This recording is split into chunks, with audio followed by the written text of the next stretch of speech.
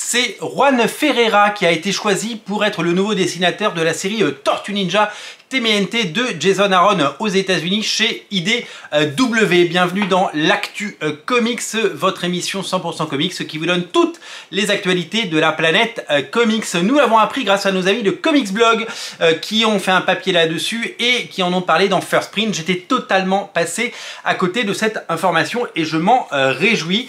C'est en effet le fantastique dessinateur Juan Ferreira qui va reprendre la série Tortue Ninja. Si vous ne connaissez pas Juan Ferreira, je vous montre ce dessin et je vous en montre plein d'autres après. D'abord, on va parler de la nouvelle série Tortue Ninja. Vous le savez, la série lancée par IDW compte 150 numéros aux États-Unis. Elle est maintenant terminée. Le run de Sophie Campbell s'est achevé et il y a eu un relaunch cet été qui a fait passer un bel été à IDW puisqu'ils en ont vendu beaucoup. En effet, on parle de plus de 300 000 exemplaires pour le numéro 1 que j'ai la chance d'avoir et que j'ai mis sous plastique pour pouvoir le protéger.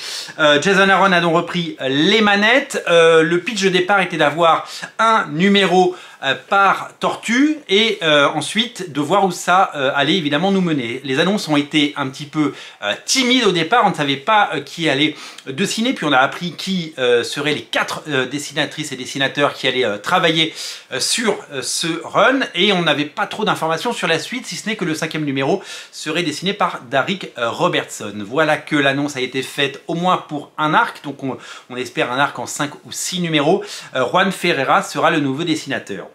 Le premier numéro consacré à Raphaël était dessiné par Joëlle Jones, la dessinatrice de Lady Killer et de Batman bien entendu, et puis de Catwoman bien sûr. Le deuxième numéro était dessiné par Raphaël Albuquerque. Raphaël Albuquerque, un fantastique dessinateur dont on va entendre parler pendant longtemps, je peux vous l'assurer. Le troisième numéro qui est sorti, mais j'ai décidé de ne pas le prendre parce que je prendrai l'album quand il sortira chez iComics et on reparlera de la future édition chez iComics dans plusieurs à la fin de cette émission et qui sortira certainement en 2025.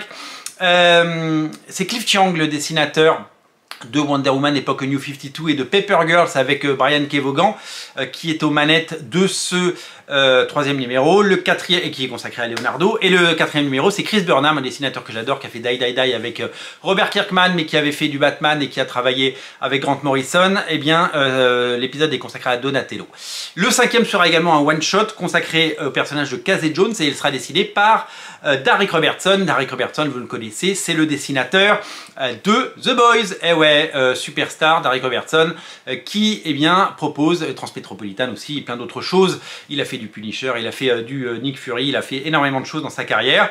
C'est un dessinateur qui est très actif. Donc à partir du 6e numéro, on arrête de faire un épisode et le premier arc narratif est vraiment lancé avec le dessinateur Juan Ferreira. Vous avez peut-être vu son travail sur la série Colder, édité par Comics Initiative.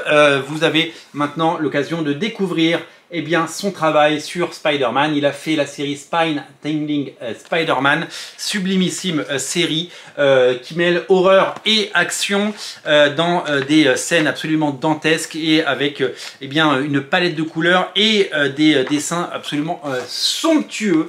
Un travail graphique époustouflant qui a retenu l'attention des éditeurs et des fans et des observateurs de l'ONU qui ont tous évidemment applaudi des deux mains.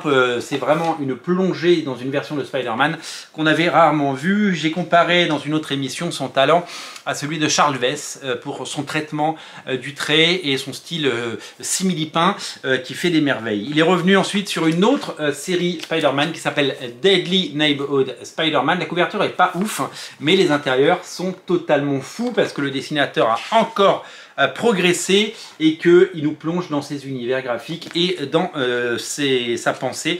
C'est exceptionnellement beau et magnifiquement sublime. C'est tout simplement incroyable et je dois vous avouer que les traits et les dessins de ces albums de Spider-Man suffisent à les avoir et suffisent à les posséder parce que c'est véritablement quelque chose d'inspirant et de magnifique, même si l'histoire n'est pas toujours du meilleur niveau sur ces albums.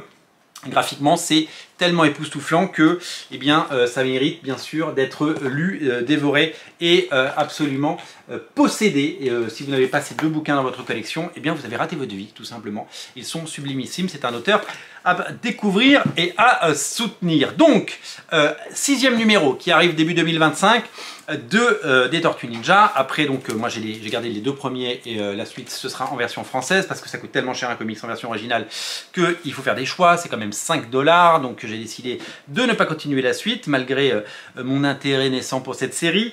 Et donc, du coup, Juan Ferreira va venir dessiner un premier arc. S'il arrive à être dans les deadlines, a priori, il pourrait rester plus longtemps. Et si la série est de qualité, ce qui devrait asseoir la série.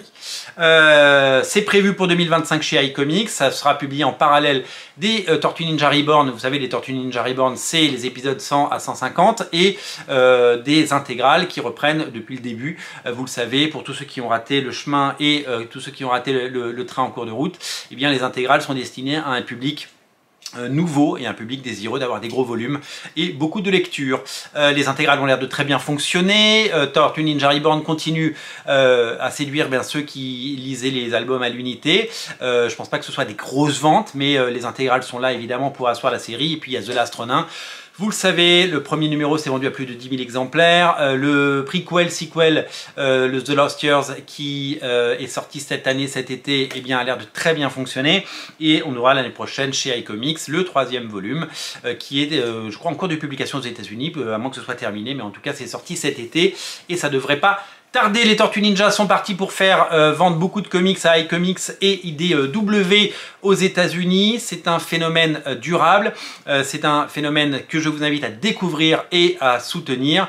C'est véritablement quelque chose de passionnant et d'intéressant.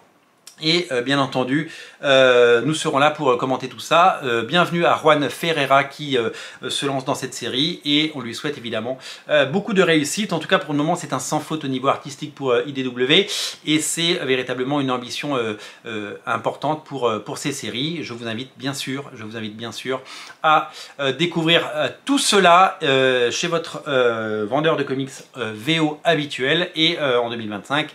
En version française. Merci à tous ceux qui regardent ces émissions et je n'oubliez pas de vous abonner à Radio Comics. Salut!